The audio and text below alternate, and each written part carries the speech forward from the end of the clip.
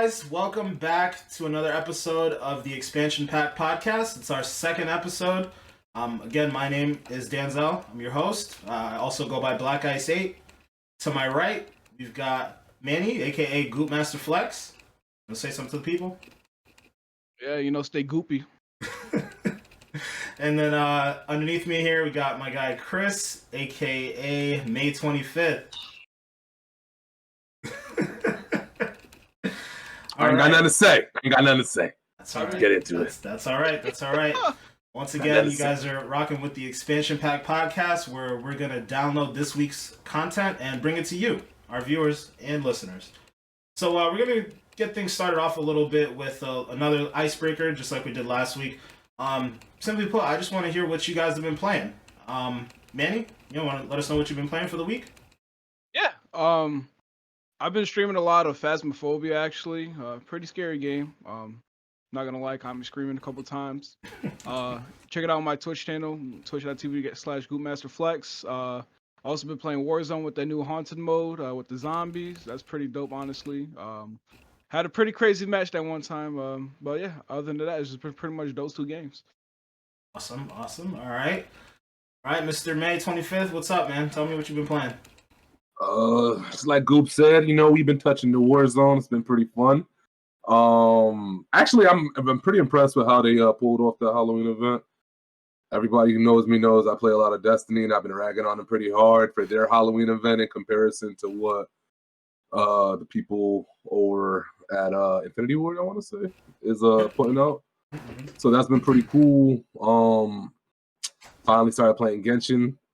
Actually, like this morning, which is odd, but man, I played that, John. I had it on my tablet, played it to the point where my tablet just died on me. I didn't even know my battery was dying. Super fun game. If you like Breath of the Wild, what you waiting for? Go get it. Other than that, it's been a lot. I just downloaded that Pokemon. What do I got? Sword or Shield? I don't even know which one I got. I got one of the two. I downloaded the Crown Tundra DLC too, which is it's alright. Alright so far. I mean, I got my Nidoking. I needed that. It's alright. Other than that, I ain't really playing nothing that much. Okay. Well, all right. Myself, similar to these guys, I've definitely been checking out the new Warzone Halloween themed mode, especially the zombie one. Way more fun than I expected out of Call of Duty, to be quite honest. I personally have fallen off of Warzone a bit. Been a bit tired of it, but that zombie mode is fire. Like, definitely loving it a lot. And then also been playing Phasmophobia with Manny and a couple other of the DLC crew. So you can, definitely check out our respective Twitch channels to watch us play that a little bit more. Other than that, I don't think I've really been playing much else. Sprinkling in a little bit of Madden and 2K here and there, but mainly it's been Call of Duty and Phasma. Speaking of Genshin, though, I'm waiting to get my iPad. I ordered an iPad Pro, and apparently it seems to be in limbo through FedEx. I'm waiting for that to come in so I can download Genshin and play that a little bit. But yeah, other than that, go ahead. It's weird though, man. It's weird. That's another conversation. I ain't gonna do that now. Sorry. Never mind. I ain't even say nothing. Nah, man, you I was gonna tell you how it's weird playing on your tablet because of the thumb stick touchscreen thing that you have to use to play the game. But other than that, yeah. Does it have controller support though? I don't know. And then when I tried to do it on my laptop, I didn't get too far into it because we started doing this, but I couldn't figure out how to move on the laptop version, and maybe it's because I don't have a mouse hooked up or something, but it's not yeah, WASD? I was having a little bit of trouble. I don't know. Those are terminologies that I don't know, my friend. I don't know that. Okay. I don't know what that is, homie. My guy Chris, he's not initiated to the PC gaming life. So we'll give him another lesson real quick. But W is to go forward, S to go back. Like, you look at it on the keyboard, WASD. So yeah, it's kind of like a D-pad in a way. But that's okay. We'll get my guy initiated later on. It's all right. One of us. We'll get him over to our side a little bit. I mean, he plays Xbox with us like we do anyway, so on PlayStation stuff. It is what it is. But yeah, let's get into our topics for the week. You know, pretty decent amount of news. Nothing too groundbreaking until Friday. We started getting actually a pretty good chunk of news in here. Speaking of which, Friday seems like a lot of different people, a lot of different influencers were getting their PlayStation units. Their, I guess, review or preview units. So I don't know. I mean, I wish I was one of those people. I think that would have been great. It's funny because I was watching Agent on his like Instagram story. He was like, I think PlayStation might have messed up my no shipping address. I still ain't getting no PlayStation 5 yet. And I was like, same. For real, man. I wish I could be out here like I don't know, like the rest of these guys. I mean, either give me an Xbox or a PlayStation 5 and we get a little preview going. But it is what it is. But yeah, I'm super excited to see some of these influencers get their hands on it. Like MKBHD, Greg Miller of Kind of Funny. Like I'm excited to see what these guys have to say about this tech. We've obviously already had our Xbox Series X previews. From just about everybody. It seems like almost everybody got a unit to test out. So what do you guys think about that, Manny? It is pretty interesting. Finally got it, a couple weeks before the PlayStation 5 comes out. So definitely gives them some time to take a look at it and deep into detail. We also heard about the Travis Scott partnership as well. That like I said, it's pretty interesting. Travis Scott, my God, Travis Scott is everywhere. I mean, like Travis Scott definitely gonna have a big influence. That's the thing. PlayStation is smart. You think? I think PlayStation is smart for picking them up in that kind of sense, where it's like, all right, we know how much of an influence Travis Scott is now to the generation of kids, and even like some people our age, even though I'm like 10 years younger than y'all, but but yeah, like I said, smart move by PlayStation, because I think, like I said, you're not gonna have the people that really dives into like detail with the tech and everything like that, and you're gonna have like the hype beasts that are like, oh, Travis Scott on PlayStation, I'm gonna have to follow his wave. You know what I mean? Yeah, I feel you. I mean, in a sense, they're kind of taking care of both angles, because you got MKBHD who would be taking a look at the PlayStation from a very technical standpoint. Like he's obviously a big tech guy. And then, you bring on someone like Travis Scott, like you said, ultimate hype beast, right? Like he's worked with McDonald's, he's worked with Fortnite. Like, as far as being a creative director, whatever that really means. But, as far as... Sorry, I'm so sorry. No, man, that's what it is, man. No, but as far as the culture goes, like, obviously Travis Scott means something to the culture right now. And... Definitely. Obviously, Sony's smart to bring him in to, at the launch of their system to say, oh, well, this could help us move some units or give us some visibility or something like that. So, Chris, what do you think about Travis Scott and his creative directing and whatnot, or just the strategy in general from Sony? What do you think about it? Well, first thing I'd like to say is, you got some folks out here saying, oh, I wish I could have got a review unit. You know what I wish I could have got? A damn pre-order. That'd have been nice. That'd have been so nice. But, whatever. Let me answer your question. All right? You said, how do I feel about Travis Scott? He's definitely a big influence in the community, and I think the whole Fortnite thing was what really kind of got that over. And I think when they were able to stand back and look at the numbers that he pulled in through that little event or whatever afterwards, I think that was kind of like what set him on this course of now being able to do his deals with, McDonald's and everybody else. And I mean, I don't know if Travis Scott's name being on it, affects how I feel about the PS5 itself, but I'd be stupid to say that I don't think he's going to help them sell a couple more units. Mm-hmm. He probably is, you know what I mean? So it's not a bad decision on Sony's behalf. I think they're just trying to capitalize on a very, very hot individual, pause. But I do think it's smart on his behalf too, because on his behalf, he's just taking all these bags. I'm never going to sit here and hate a man grabbing a couple bags. And he done got a couple within the last, few, to be honest with you. if I'm being 100% honest, ever since COVID kicked off, I don't know another dude who's kind of been like as visible and making some of these little deals and doing this crazy stuff than him. He's capitalizing on the moment for sure. Yeah, man. Like a lot of other people talking about, oh, we ain't making no money, we can't tour, you know, we can't do this because of COVID. Travis Scott can't tour neither, but Travis Scott out here got cats, you know, buying his Big Mac, you know. So it's like, that's what she said. Oh. As far as it's interesting though, bringing that up, the idea of how interactions between companies and celebrities and so on and so forth changed over, you know, during COVID.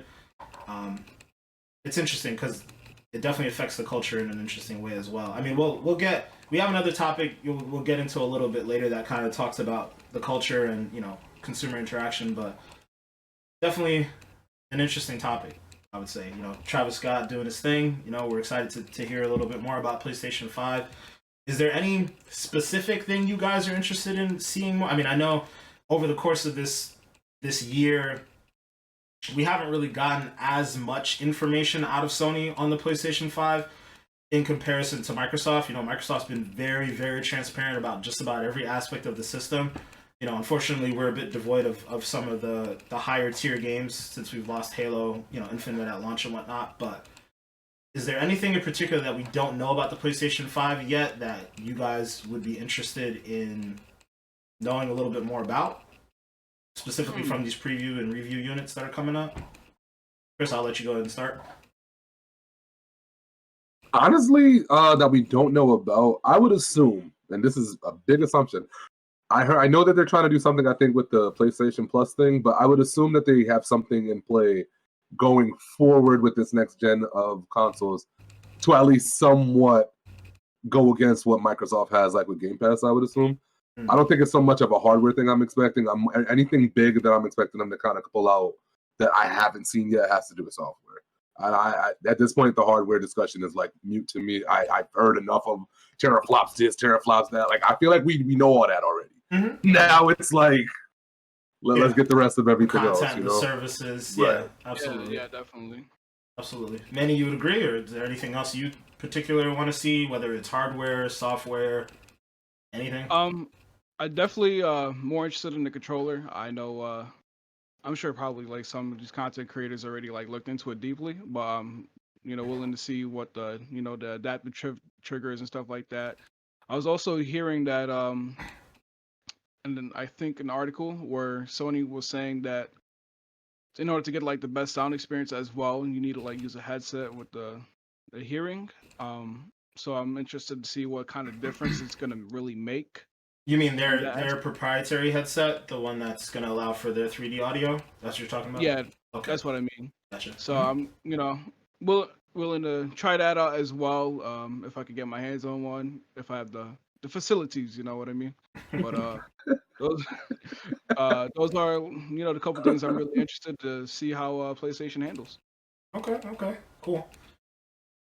Me myself, you know, I guess to answer my own question, I would actually say that the controller is one of the things that I'm curious about as well, right? Because last generation, I should say, you know, the DualShock, was it 4? 5? Yeah. No, yeah, 4. It's 4. 4, yeah, that makes sense with the system, yeah. Sure. Yeah, the DualShock 4, you know, realistically, the only difference is, compared to like any other controller, you know, even like the Xbox controller, was the touchpad. And while in my mind it was actually a really great idea, it didn't get utilized like at all. Yeah. Up until maybe, you know, I guess the first batch of launch games tried to utilize it, and then third parties just said, forget it, you know? And I really think it's because it wasn't standardized, right? Like, if that feature isn't on an Xbox controller, what incentive do you as a third-party developer have to make it specifically for the PlayStation controller? There's just no point, right? I agree. So a lot of these innovations that we see with this PlayStation 5 controller, you know, like the built-in microphone and some of the other, I forget the exact terminology, but the other things that make it more aware of, you know, of your presence and whatnot, your you can blow on it or whatever it is, whatever gimmick it is that Sony's come up with, like the adaptive triggers and all that stuff. I'm sure that we'll see those features in maybe Horizon. What's the name of it again? Forbidden West. Forbidden West. Forbidden West. Yeah. We'll see those features being implemented in games like Horizon Forbidden West. Where you'll get some resistance on the trigger when you're pulling a bow. Like, those features sound amazing, and I'm sure we'll get them on certain games like that, but I can't imagine that most of the third-party games down the road are going to be utilizing that. I can't imagine that Call of Duty is going to be using it in 2 years or whatever, right? So I'm excited for the tech. I think it's really cool. As a person that's really passionate about tech, like, that stuff really excites me, but it also depresses me at the same time because I don't think it's going to get utilized the way it could or should. So yeah, I agree. I know 2K said they were going to use the triggers, but that's like the only other game we heard so far that's not a first party game. Yeah. Well, that's what I was saying though. Like, to be clear, I guess let me clarify. Launch third party games will probably utilize it, but next year, I doubt 2K will utilize it. And the year after that, and so on and so forth. Unless Microsoft comes out with something similar, which doesn't really seem like they will, but who knows at this point. They could probably come out with like an Elite controller, like version 3, maybe 2 years down the road or something that has all these extra features and whatnot. But I guess we'll find out. But moving on to other Sony news. We had a bit of a stir this week when Tom Holland tweeted out the first pictures, our first look of him as Nathan Drake from Uncharted. Personally, I was not too excited about this picture. I am extremely excited about the Uncharted movie. I love the Uncharted games. I played them all front to back. They've been the reasons why I've picked up PlayStations in the past. But I don't know, man. Something about the picture, like, it just didn't do it for me. Like, I think Tom Holland is awesome. Like, I think he's a great Peter Parker. He's a great Spider-Man. Everything that I've ever seen him in, he's super charismatic. I think he'll do a great job acting out that role. But I don't know. That picture is just meh. What do you guys think? Manny? I mean, like, I can see what you mean. Playing Uncharted, and we know Nathan Drake is like someone that's like in his mid-30s or just 30s in general. Tom Holland still looked like he fresh out of high school. Yeah. So I can see what you mean. Beach Fuzz. Looking at the picture, you can kind of see, they got the outfit on point. I'm not gonna lie, the outfit looked fire. But other than that, I can see what you mean by how Tom Holland looked young. But it also plays in the part where, I heard this movie will be a prequel, so it's gonna be before from what we know, I guess, from the Uncharted series itself. So excited to see what kind of story to bring out, as well as for future movies as well. It's smart for them to bring out someone as young as Tom Holland. So yeah, that's how I feel, honestly. It's true. Chris, what about you? I more or less echo a lot of what he was saying. The only thing I will say is, granted, when you look at that photograph from the neck down, shit look like Drake. But then you look the neck up, it looks like Spider-Man. It's just it's a little weird. it's a little weird. It's a little weird. But what I will say within that is that because Goop just said that it's a prequel, me personally, I'm willing to kind of give him a pass for this first movie because I understand you guys are really trying to hammer home the fact that he's young. After this, if y'all do more movies, y'all gotta get my guy some more facial some hair? more something, because when you think about that this, grit. He's not edgy right now. He don't got no edge to him, and I can't say anything about the charisma yet because we haven't seen the movie. I'm pretty sure he's not gonna have issue with the charisma part of that character. Yeah, but the look is the look is the thing for me, right? Like, to your point, you're right. We haven't seen how he's acting as Drake in this movie, but we've seen him in other movies, right? He's a very charming character, or a charming person. So I have no doubt that he will crush the charming, whimsical nature of that character. But to your point, right? Neck down. perfect. Neck up.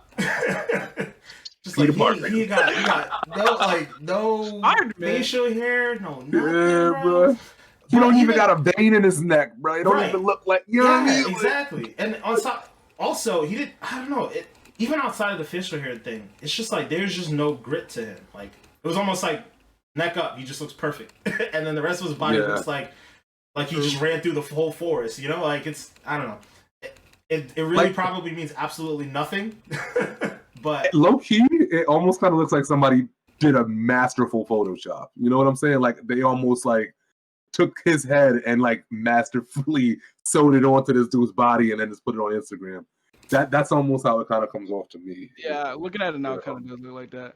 But you know, one thing I am excited. You know, I ain't check who to cast it or whatever. You know, I'm just trying to see who, you know, whoever playing Sully. They probably play a good job because that's my boy. I think Sully is gonna be one of those. Whoever they cast will have to be like It has to be a hitter. JDM, JDM. He will kill Sully's role. Oh, JDM. Yo, Get that man in the studio. What y'all Jeffrey talking Dean about, Morgan man? would be Stop playing with me, kinda man. crazy, bro. I'm playing. Come on, fam. He not even doing Walking Dead no more. You better get JDM on the phone. Stop playing. Get him on the phone. Let's go.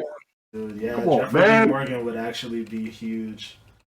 Damn, I did not even. Like I'm just excited to see who they cast for everybody and how the movie is because like Uncharted is one of my favorite game franchises of all time. So they better make a hitter. I better I better love the characters they make. Like it better remind me of the games. That's all. Like I feel you. I mean, now it begs another question, though, right? Like, generally speaking, any game based off a movie, or sorry, let me fix that. Any movie based off a game is terrible. It's usually really, really bad. I've heard that Big facts. Sonic seems to be one of the exceptions to that rule, which I have a hard time believing. I still haven't seen the movie myself, but I've heard good things about Sonic movie, which. And the Lego movies, those are good.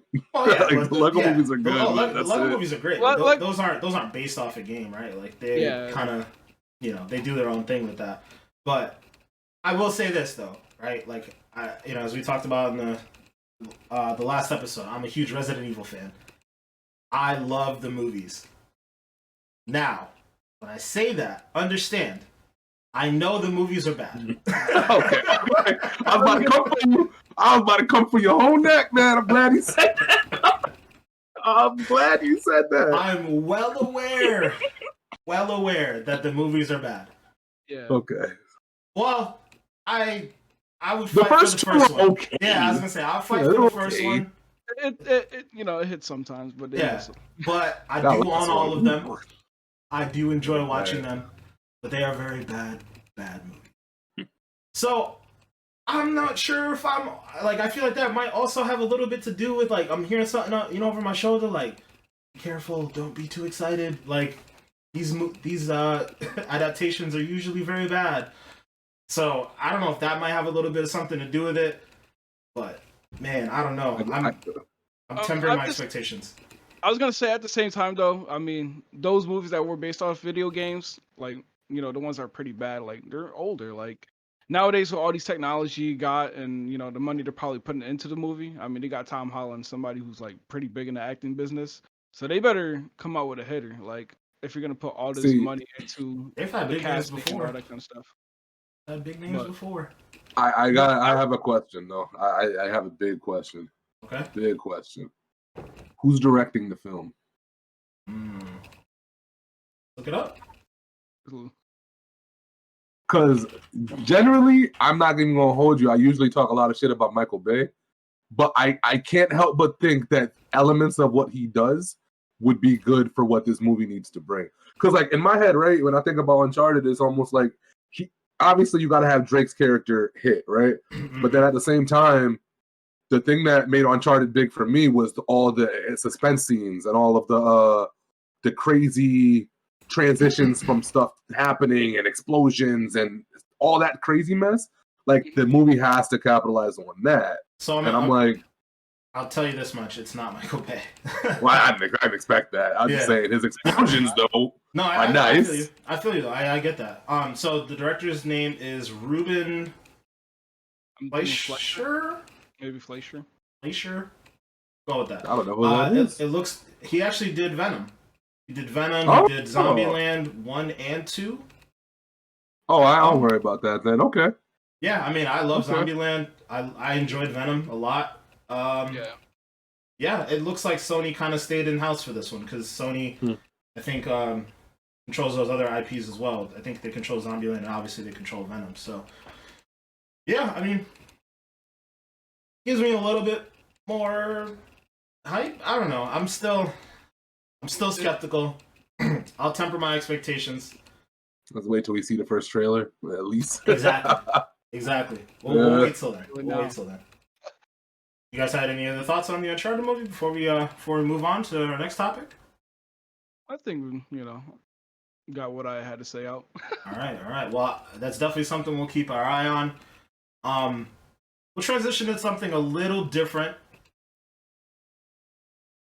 Probably not necessarily definitely not necessarily related to PlayStation in any meaningful way, but we're getting close to the election here, getting close to November. And looks like Alexandria Ocasio-Cortez, she was on Twitch this week. I guess for the very first time, she was streaming everybody's favorite game right now, which is Among Us. And apparently it went extremely, extremely well. She had, let's see here, her peak stream was over 435,000 viewers, which apparently is second all-time for concurrent viewers on Twitch, and second only to our guy Ninja streaming Fortnite with Drake and whatnot. And I gotta say, those numbers are crazy, especially for myself who streams on Twitch. Obviously don't have a particularly huge audience, but even when I'm sitting there watching, like Pokimane and I don't know, Shroud, all these other streamers, like they're not necessarily touching these numbers. So, what do you guys think about, a politician essentially, hopping on Twitch, definitely for a great cause, which is to, make awareness on voting. What do we think about those numbers? What do you think it means for the platform and, I guess for the gaming industry at large? This is, it was like a pretty huge event, like you said, second all time with the viewing count of 435,000 next to Ninja and Drake. This is, election season is, a couple weeks away, I guess you can say, before the election happens. This is big in the sense where, you got all the gamers that probably don't really care about it. So her trying to basically reach out to a different kind of community to have an awareness to vote. Me personally, like, I don't vote. I'm like, not to get too political, but I'm just neutral in a sense. But the fact that she was able to like have other famous streamers like Pokimane, Dr. Lupo, and so forth join her in this is pretty huge. Chris, what about you? What do you got to say about that? I got several different things to say about it. Just like Manny said, like I'm not really the most political person either, because I'm not going to get into huge details because that's a whole nother podcast. But in terms of just looking at what the positives I could have gotten from that is, one thing I do like about that a lot was that I feel like one of the things that a lot of politicians or people who are running for different spots in different offices miss is how to connect with the youth and how to connect with the people who don't watch the debates and all that kind of stuff, the people who don't even really know what's going on. To me, I think it's super, super, super cool that somebody who's a politician decided to come down from their world and enter our world for a second and then do it in order to kind of spread this message. Obviously, you see by the numbers, she was able to connect with a lot of different people, a lot of different eyes got put on her. I think on another note, it's also really good for Twitch in general because there's still people out there who don't even know what Twitch is, right? Sometimes, right? Exactly. And then the people who do know what Twitch is associate Twitch with gaming solely, right? So I think in a sense, when her doing that, it kind of let people know that, yeah, this is a gaming platform for some folks, but there's channels on here for people who just want to talk. There's channels on here that people who just want to like kind of do their own little version of a talk show or their own little radio show. Like Twitch is much, or it can be much bigger than just gaming streams, you know? Mm-hmm. And if this is a way that they want to use it in order to kind of get a good message out there, then I'm not mad at that. Like I can never sit here and throw dirt on that ever. Like it does. Nah, that's nah. I thought that was pretty cool. That was really, really cool. And no, that's props, props. I always think we need to get more young ideas and stuff like that within the political world and ways to kind of connect both of the generations together. And this is a cool start. Absolutely. I agree. Cool start, yeah. I will. Well, first of all, let me start by saying I am an extremely political person. I pay very close attention to this stuff. So even though my coworker or my co-host, I should say, aren't necessarily doing it, I would say if you're listening to this, go vote. Get yourself educated, know everything about the topics, and go out there and vote. Please, please, please. It's very important, especially now. But getting back to the topic at hand, Chris, to your point, man, the thing that I love the most about this whole stream was that, to what you said, connecting to the youth, actually finding a way to connect to voters, connect to people on a real level. AOC, she's young, man. She's our age. Like, she's 31 years old. Mm-hmm.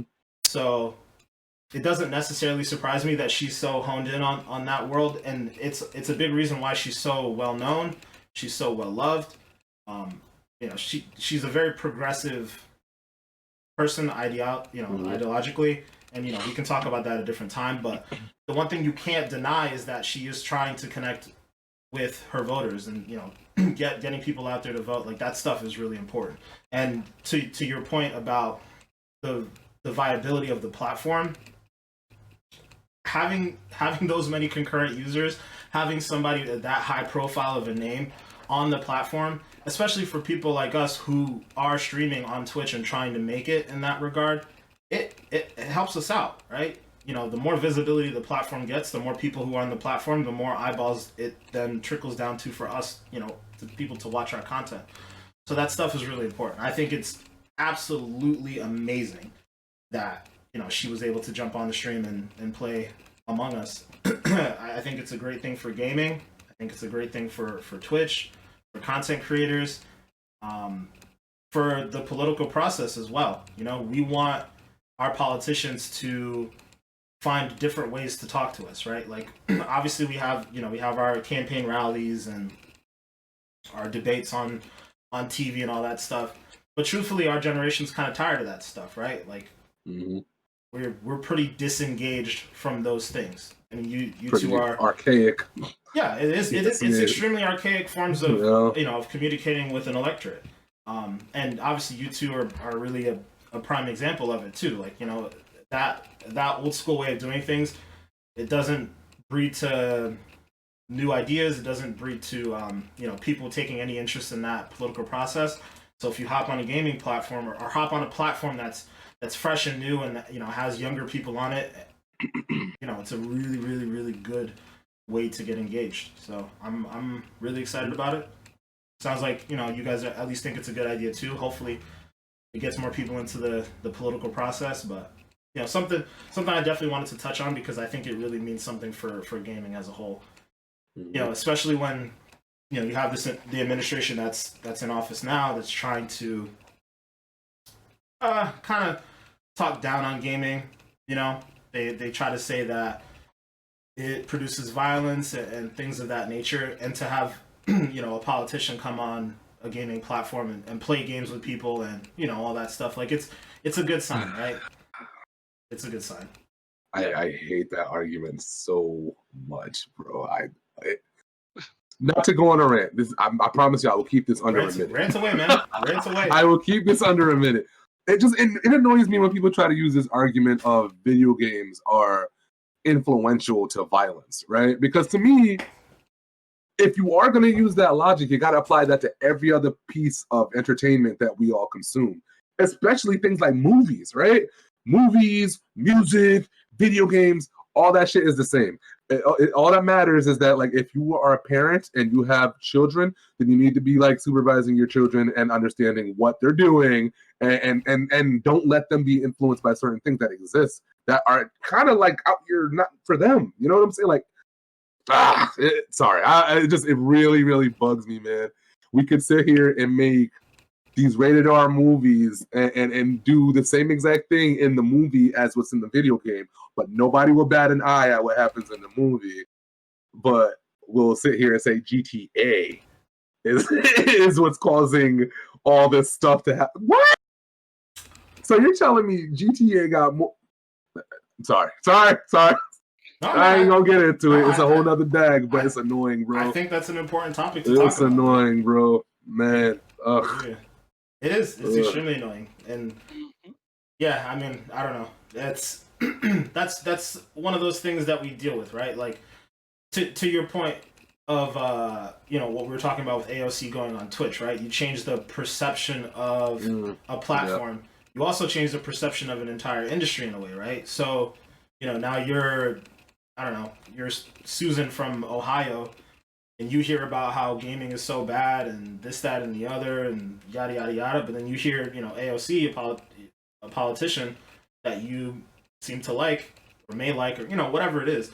You hear that she's on this platform and she's talking about voting, she's talking about politics, so on and so forth, and you tuned in and now you're checking it out and you're like, oh, well, this isn't so bad. I mean, Among Us isn't really, I guess, a great example either way. But, yeah. Either way, it's still, it's a gateway, right? Like, there are levels to it, Whether it's... Yeah.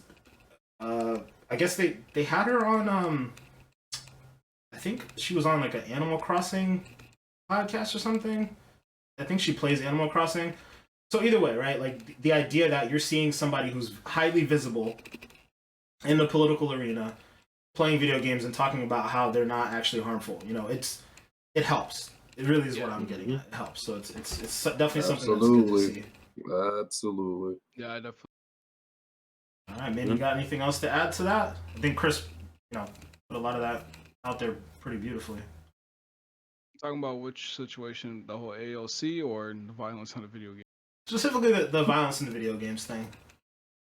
I mean, personally, like I said, video games really, it's not the video games. I would say it's like either the person raising the kid, like, if it's a situation where like a teen, for example,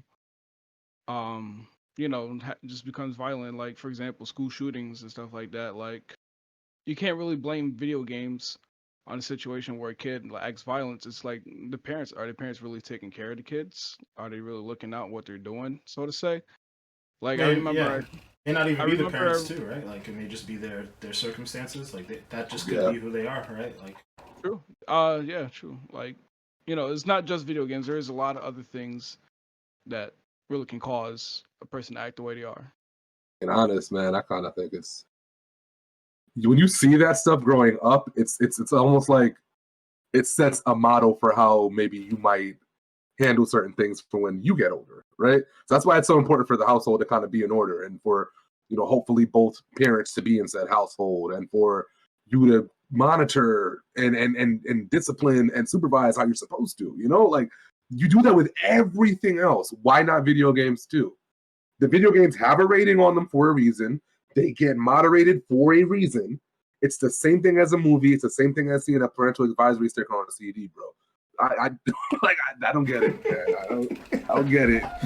I don't get it. I hear you. I mean, me personally, like, I grew up. My first game I ever played was Grand Theft Auto Mortal Kombat. Like, I would never stoop to ever wanted to tear somebody's arm off and beat them up with them, like Mortal Kombat. Like, it's just like, like you said, it's who you grow up with, I guess, and just the way you live your life. Yeah, it's true. It's true. Well, I think we got a little bit deeper than I was planning on getting on that one, but I think it's a really important topic. I think it's something important to talk about. But we'll jump over to our next topic here. We got some interesting news this Friday with an interview that Phil Spencer did, where he talked about the potential of an Xbox streaming stick, and also maybe some new tiers of Game Pass. So, just kind of getting into it here. Actually, you know what? What I'll do is I'll read the quote here for you guys. Give me one moment.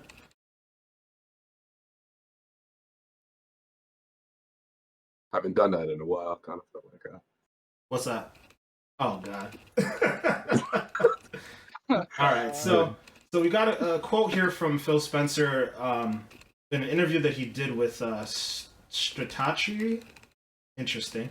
It looks like he was talking about the idea of a free bundled TV stick to play xCloud games, which sounds crazy to me. But here's the quote from the article. I think you're going to see lower priced hardware as part of our ecosystem when you think about streaming sticks and other things that somebody might want to just go plug into their TV and go play via xCloud. You could imagine us even having something that we would just include in the Game Pass subscription that gave you the ability to stream xCloud games to your television and buying the controller. And it seems like in the article he also mentioned something about an Xbox Game Pass Platinum, which would guarantee you access to that hardware. That just sounds crazy, right? Like, Microsoft's been doing an amazing job with Game Pass and different programs like Xbox All Access. So the idea of a streaming stick that you could just throw into your TV, you don't necessarily need an Xbox Series X or an Xbox Series S or anything. sorry. No, all good. But yeah, a scenario where you just plug in, a dongle, I guess, let's say something like a Chromecast, which maybe, let's say roughly costs like $50 or something. And if you already have your Game Pass subscription, you just plug it in and play the new Halo, play the new Fallout. Like, that sounds like a really, really enticing option for people who may not be able to afford, the latest and greatest consoles. So, we'll go around the room again and, we'll get you guys' thoughts on that. So, Chris, we'll start with you. Man, I'm not gonna lie. So when I first heard about them starting to come up with this kind of tech years ago, I thought it was a long way off. And then when the talks of it started ramping up, I still didn't buy it because it just sounded so weird to me, man. I just couldn't imagine that they would be able to condense what we can do with a console into like my cell phone screen or something like that. Right? It was just like, wait, what? Like, why would I want to play Destiny on my damn phone? That's stupid. But like, they seem like they've come up with a way to really make it happen, and I'm reserving my final judgment until when I can actually see it in action. But I mean, on paper, this is like the ultimate, what's the word I'm looking for? Versatility. There you go. The ultimate versatility. What I do foresee from this is there's going to be a lot more cats in the bathroom longer than they need to be. Because people are already in the bathroom mad long on YouTube, right? You telling me I could just fire up my Warzone and I'm just going to be, man, I might even forget to use toilet paper or something like that. You know what I'm saying, man? That's crazy. Man, they got some problems with that, man. Got the gulag in the toilet. Dog. All right. Well, now that we know how you guys plan on using xCloud. Shit, man. Oh, that's too good, man. Oh. Just saying. I just imagine you on the toilet like cussing out Zavala.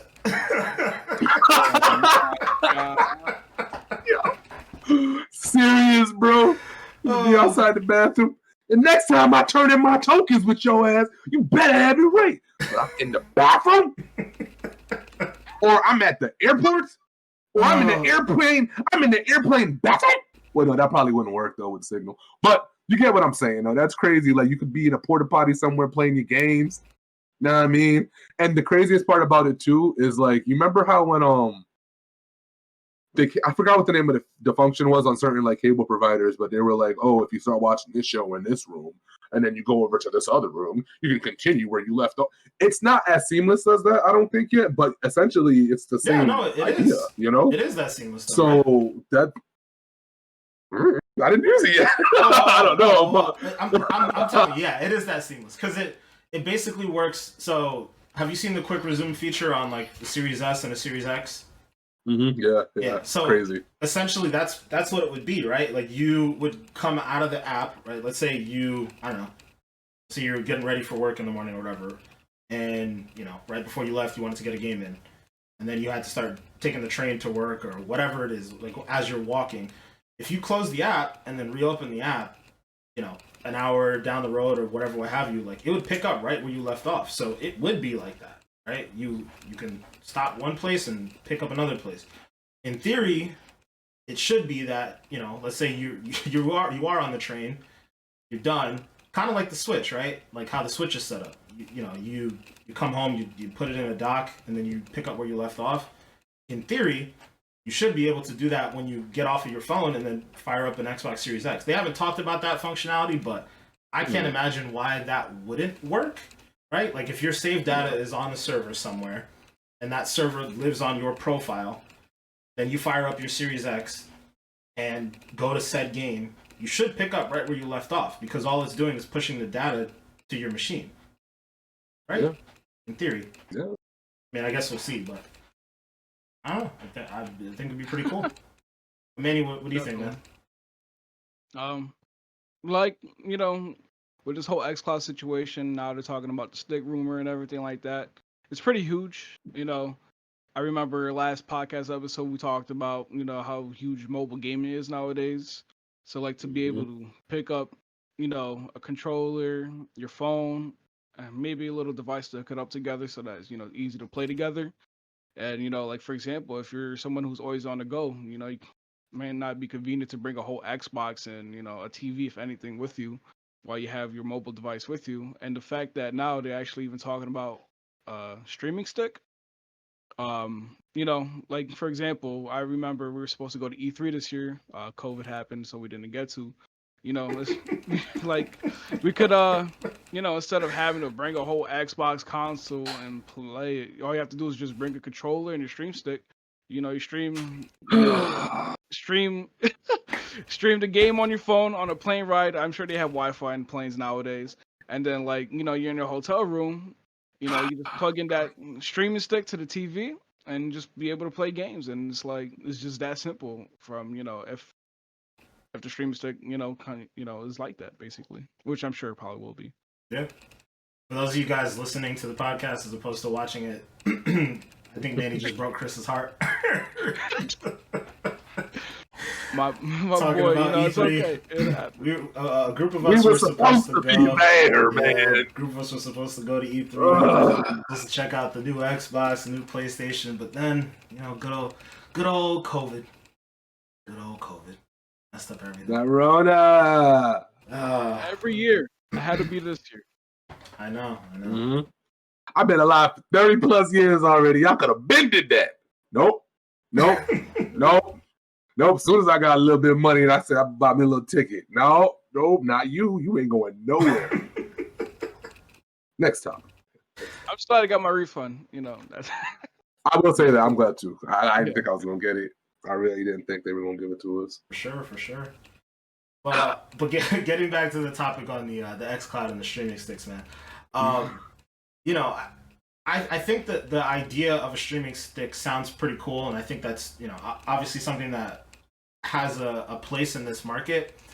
I'm a little bit more interested in some of the other partnerships where we see we talked about this before, but Microsoft has a Samsung partnership, right? they partnered with Samsung on the Note 20 Ultra and a couple other phones, where they market Game Pass to be played on a Samsung device, right?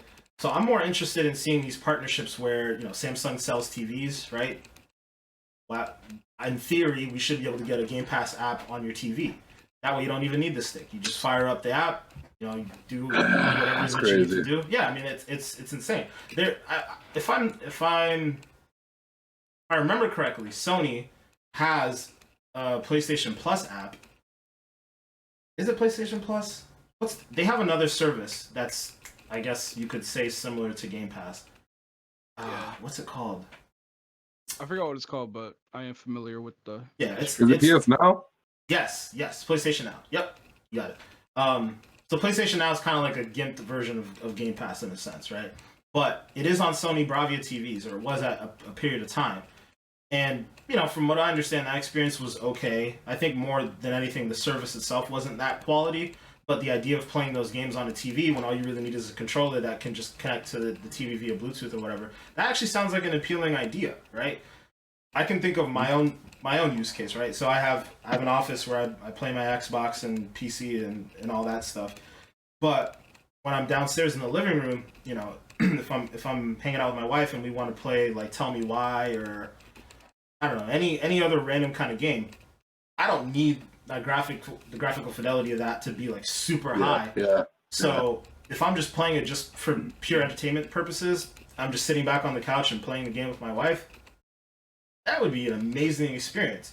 And if I could do that for like, I don't know, a $50 stick or something, and I already have my own controller that I can just sync to the stick or to the app or whatever it is, like I think that holds a lot of value. So I feel like we could probably see Microsoft partnering with more, not just TV manufacturers, but I would say like even Roku, right? You think about getting a Game Pass app on a Roku stick or a Roku box or whatnot. Yeah. You know, on an LG TV, maybe they could pull something off with Sony being on a Sony TV. Like, well, you know, who knows? But I think there's the interesting part about this is Microsoft's playing on a different level when it comes to some of this stuff, right? They're not playing as a traditional gaming company. They're thinking more as a tech company. So their partnerships can essentially know no bounds. They can kind of do whatever the heck it is that they want. I'll give you guys a scenario too. I have the new Chromecast that has like Google TV built into it. So in theory, you can install apps from the Google Play Store. So like it took me a little bit of finessing, but I was able to download the Game Pass, like sideload the Game Pass app onto that stick, and I was able to play Doom on my TV. It didn't really like, it's not optimized, so it didn't work out that well. But you can imagine like an optimized version of that playing off a Chromecast. Like that's huge. That's really, really valuable. So I don't know. I'm hoping that we get some more out of that. I have two more sticking points I wanted to mention. So first sticking point I wanted to mention is if this does work out, rip Stadia, right? Just RIP Stadia. Offer it. Can we already just rip Stadia? Like, let's be real. Like, Stadia is dead in the ground, man. Like, rip Stadia, fam. It's over. It's all the way over if this works. But with that being said, one of the things I knew about Stadia, even though I've never used it, when I read about it on paper, it was like it eats a lot of data. And I had read something about and I don't know if this was a rumor or not, saying something like, you know, will we have to depend on like a 5G network or something like that in order to get any of this kind of stuff to run well? Or like, because that's also something you're gonna have to like you know, think about. It is gonna be nice to be able to do all this portability stuff and all that, but if you have like a really like a low connection speed or whatever in your house, can you take advantage of the versatility? I think that's a really, really good point because I've used, you know, xCloud, don't tell anybody, at work a couple times. My guy! Not be snitching. I mean, it was like really, I was like on a break, but funny. still, you know, I like tested it out a little bit here and there, and it needs a Wi-Fi connection to really be good. Okay. You know, like you don't want to be playing Call of Duty on there. Right, you're not going to be in Destiny Crucible on there, but the slower paced things. Let's say you know you're just trying to do a strike in Destiny. You're just trying to go get bounties for the day. Let's say, I don't know. Let's say you're playing Hellblade, Senua's Saga or something, right? Like that game, you don't need like high responsiveness from that game necessarily. Right, so you can play like single player experiences. There are certain experiences that can lend itself to being on the phone, being on 4G, being on, you know, Wi-Fi, whatever. But I do think 5G is what they're really banking on down the road. I think 5G could help them get to that point where you might be able to play maybe a Call of Duty game online or whatever, what have you. You still there's like if you're really like heavy into competitive shooters and whatnot, you're obviously not gonna want to play it on anything other than like a hardwired connection in your house, with like an Xbox Series X or a PC or whatever, right? If you are that type of gamer, you want that high level experience. But for a more casual gamer, I think 4G would work just fine. Wi-Fi works just fine, and whenever 5G comes out, 5G will probably get us over the hump a little bit more with some of these things. But yeah, I think to your point, Chris, like I think some of 5G might need to be a bit more ubiquitous for it to be viable for some people. But I think Microsoft's doing a good job of working towards that. So I guess we'll see where we land on that. But you said you had another point. Because it's weird, man. No, that was it. It was just that the whole 5G thing. When you read about 5G specifically, and it's just like, man, the phones that can run it right now, it's eating heavily into battery life. It's eating heavily into a lot of different like resources. So it just makes me think like on paper the xCloud stuff does sound awesome, but if you're really trying to take advantage of trying to like go out on a train or some bullshit like that, and you can't really get that Wi-Fi connection, damn, does that kind of stunt it a little bit, or is it still, you know what I mean? But other than that, that's all I had. Yeah, I think the best part about it is everybody has a choice, right? Like just having the ability to do it in the first place is cool. I think the infrastructure will need to pick up with it. But as far as like the data stuff, I mean, maybe I'm an outlier, but I have unlimited data, so personally I'm not too concerned about that. But I know that obviously not everybody falls into that bucket. Even when it comes to 5G, like I know that Verizon has an option to do unlimited 5G data as well, so I'm covered in a way. But I would have to assume that if people want to have that kind of experience, they will have to start paying for unlimited plans and all that jazz. So yeah, see how that goes. But it wouldn't surprise me that it would eat up a lot of data because that's a lot of information being transferred. Like well, actually, you know what? Is it a lot of information in a way? It's basically just like a video screen, right?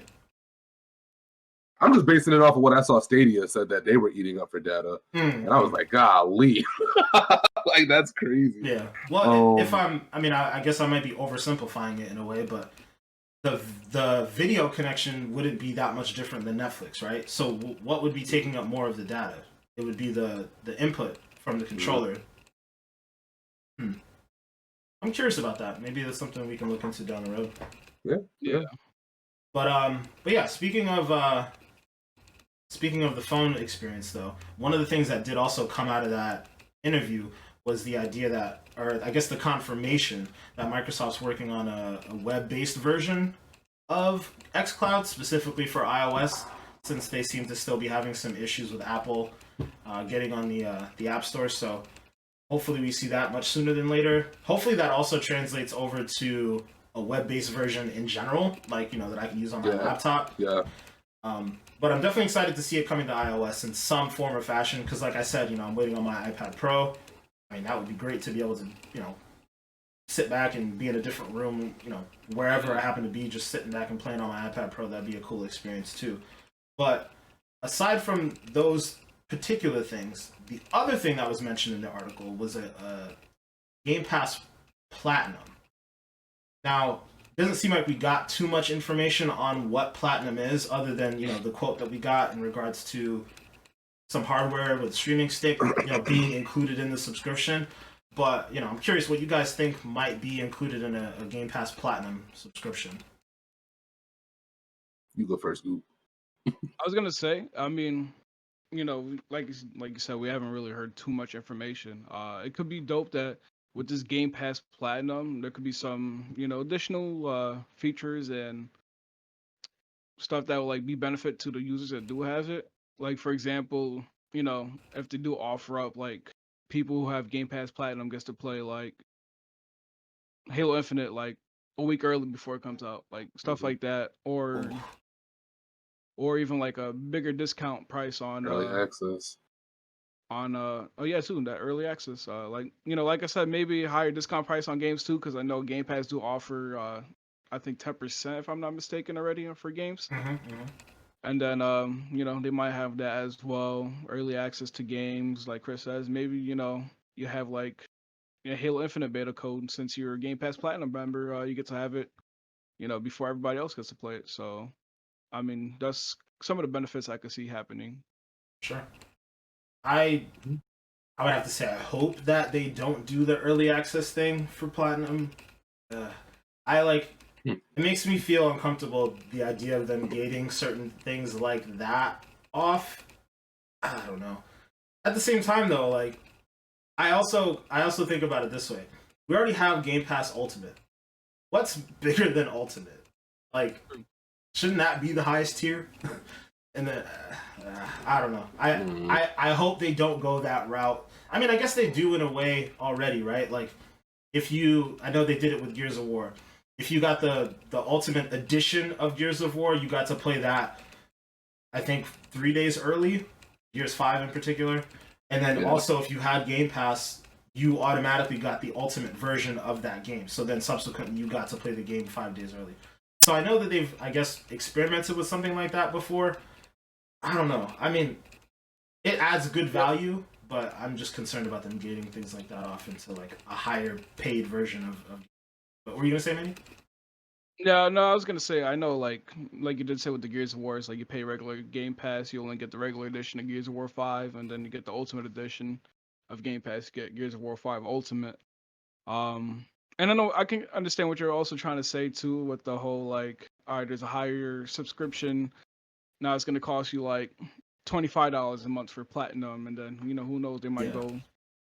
It makes me weary. Makes me weird because it's already a really good deal, but I don't know. Chris, I agree. So 2 things I hope that they add to it. One of them is more of like a UI change. I know that the information is out there, but I do wish that one Game Pass would make it a little easier for you to kind of know when games are coming in and when they aren't. And I know you can go to certain places and find that out, but I just feel like it should be more in your face when you actually open the Game Pass app on Xbox or whatever. Because sometimes I don't realize that certain things are going to disappear.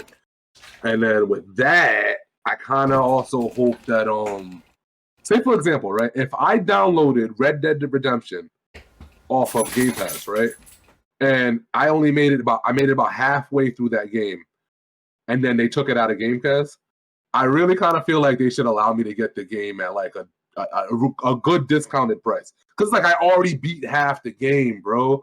Like, how can I already beat half the game? Y'all take it off Game Pass, and then it's like I gotta pay. Like, that's wag, bro. I'm not doing that, man. I knew it sounded so personal when you said Red Dead Redemption. Cause you know how that shit is, bro. You know how it is. I'm like, I clicked it, and I was like, it's gone. They really took out Red Dead Redemption 2. I thought they kept, because I know they took out GTA. Yeah. I thought they took out GTA 5 to bring Red Dead Redemption 2, but if they did take out Red Dead Redemption 2, then I feel bad for you. Yeah, that sucks. It's just one of those things that'll be easier for folks because you shouldn't make somebody pay.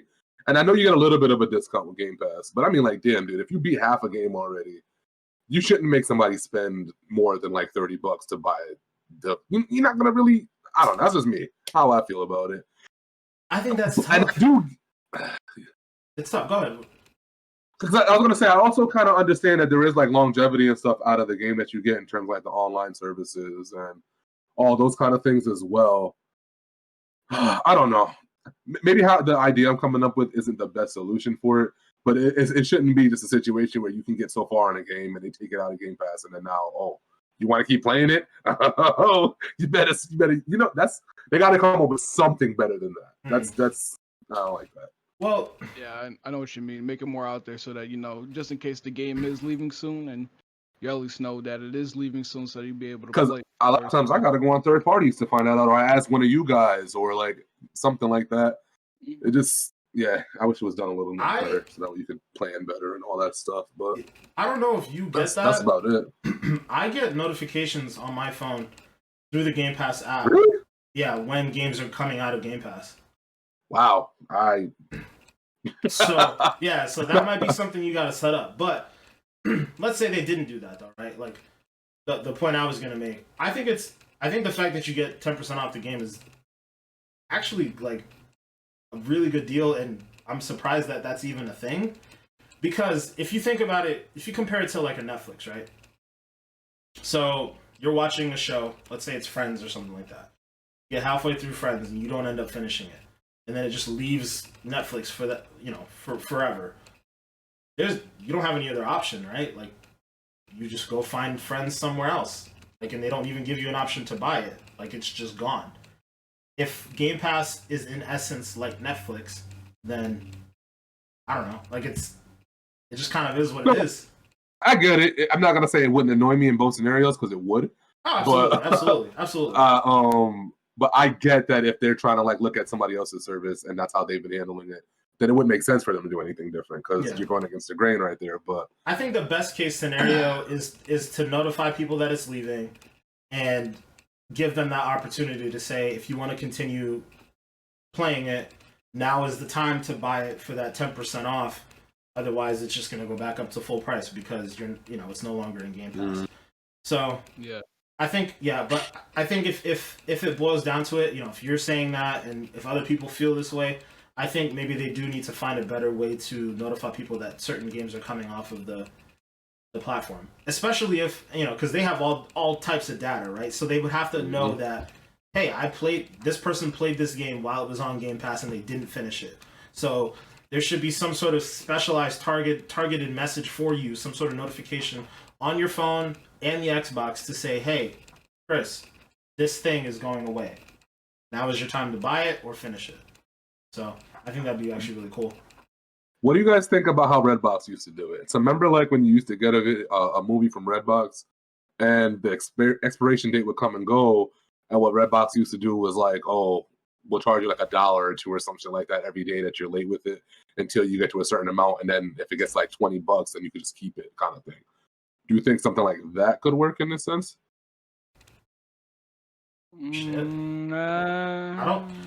I don't think it could. I don't think that particular scenario could work, obviously, but I don't know what the equivalent would be with this digital situation. Yeah. Yeah, that's tough because it's not like you can rent the game, right? Like, you're not really renting the game. You aren't, but then it feels like you are in a sense still. But then I get it, like you're not. But the idea that some of them come out, that's what it kind of makes me feel like. Like, obviously, if you get the Xbox Studio stuff, that stuff you don't have to worry about that shit. But like, right, it's almost like the third party stuff or anything else. It's almost kind of like a rental in a sense, I guess. I don't know. It's weird to say. Yeah, it's just like a renting thing, and then if it does go away, they give you that 10% off in the end. I mean, you could say it's like a $15, like it is a $15 a month subscription. So like, it's technically renting out whatever games it's I can't talk, but it brings out, you know what I mean?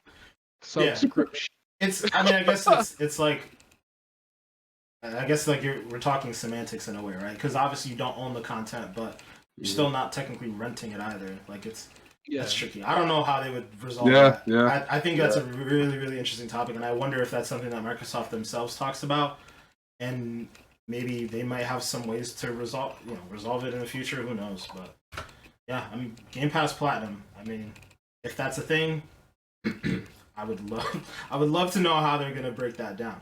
Because you got to think about it, right?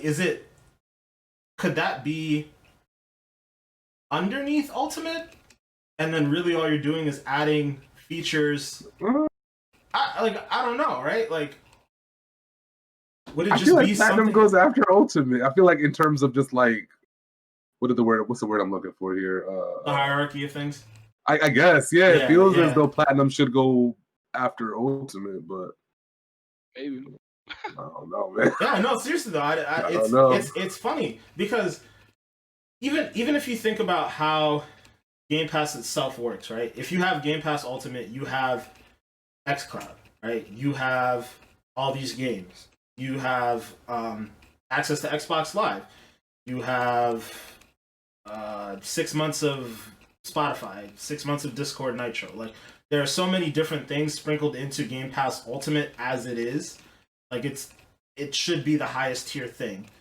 And really, now what I think should be the conversation is, because there's no way for you to say, oh, hey, I'm a gamer that only wants xCloud because all I'm going to do is be playing it on my phone. And there's no subscription that just for xCloud, right? So would that be more what they would be doing? Like, would it be? I guess I guess maybe we're thinking about it all wrong, right? It doesn't necessarily have to be hierarchical or high. It doesn't have to be in a hierarchy, right? We could You've just just be been trained to think that way over all these years. You know what I mean? right. So that's Yeah, why I'm yeah, looking at it absolutely, that way. absolutely. But like, let's say, I mean, I guess this would make the most sense, right? There's Game Pass, which is for Xbox. There's Game Pass for PC, and then there's just Game Pass for mobile. And Game Pass for mobile is the thing that I guess from a branding standpoint, that's what they would call it. But Game Pass for mobile is what XCloud would be. And then you have, I don't know, some other tier within Game Pass for mobile that gets you the streaming stick and the controller, and you just kind of do your thing, right? Like, am I thinking about that right? Maybe no, I know what you mean. Like it could be like a one-time purchase. Like you just buy Game Pass Platinum, they get you the stick, they get you the controller, and then maybe like what 6 months of Game Pass with it, something like that. Probably. Yeah. Yeah, now that you're saying that, it might have to be fully like a hardware thing. It might have to because I don't know where else they can go. Maybe they hook you up with a set of decent headphones. They hook you up like there's got to be something that goes into it somewhere. Yeah, it's kind of like another. I don't think that they'll do it this way, but you'd have to think it'd be okay. So we have the Series S, we have the Series X. So like the Series, whatever. Like I don't know. I don't know what the. I don't even want to try to name it because the Series SX thing is already like confusing for certain people. But just to throw it out there, Series M for mobile, right? Like so that would be the stick and then the controller and the headset, and that would be $100 or whatever, $150, and it comes with a year of Game Pass and yada yada yada. Like, do you guys think that would sell? Or I mean, it could, but like honestly, now that you're saying it like that, I could see them doing partnerships with other places. Like, what if like Microsoft somehow gets like a partnership with like Hulu or Spotify or one of those like fucking subscription services? Because I see that all the time now. For Disney Plus, you're gonna get fucking Disney Plus, ESPN Plus, and what Hulu. Mm-hmm. What if they did something like that? They got connections everywhere in that kind of sense. I feel. I agree. Yeah. Like. So here's another thing. We're diving back into the partnership conversation, but Disney has a partnership with Verizon, right? If you have Verizon Unlimited, you get Disney Plus, and then certain tiers of it get you the Disney Plus, ESPN, Hulu combo you're talking about. So obviously Microsoft, to your point earlier, wants to really push the 5G thing, right? So now it's like if you have an unlimited 5G plan, you get 6 months of Game Pass and a controller. And now you're getting more and more people into the ecosystem. Damn. Which is ultimately what they want. That's the ultimate goal, right? Is just that. Yeah. You want people's foot in the door. That's really what you want. Yeah. Okay. Yeah, man. This is a crazy conversation. Crazy to think about. This is a crazy conversation. Hey, it morphed into something I didn't think it was gonna get where we at. But now we're over here like, none of us have answers to this. Yeah. But that's the beauty of what and I say this all the time, right? Like you talk about Sony. Sony is really, really good at what they do, which is making games, making first party games. They have a very specific niche and they like dive into that head first.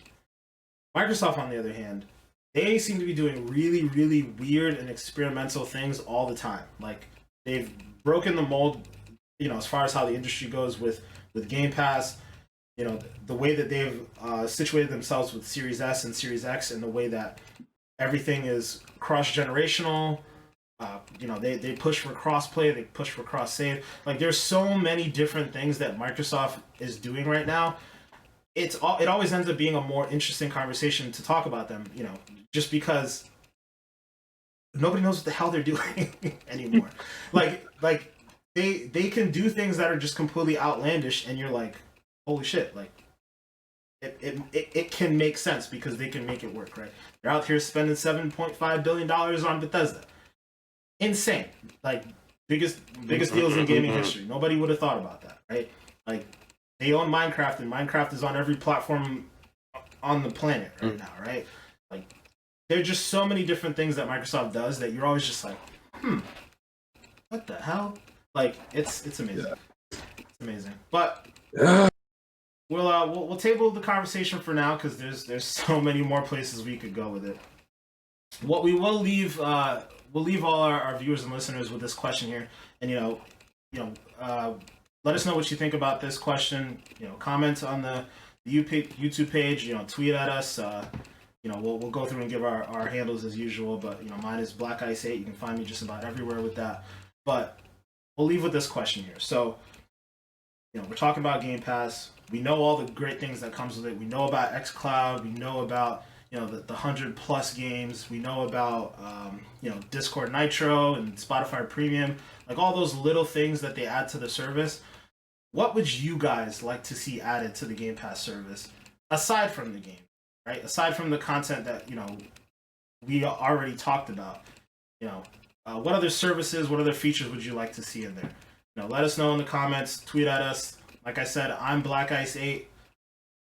Mania, I'll let you go ahead and plug yourself here.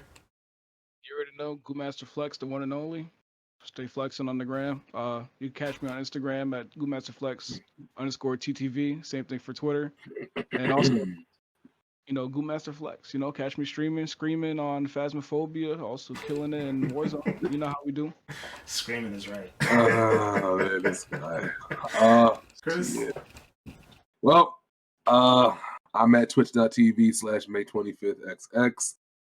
If you want to find me on anything, it's M-A-T. No, M-A-T. Whoa. No, that's not how you spell my name.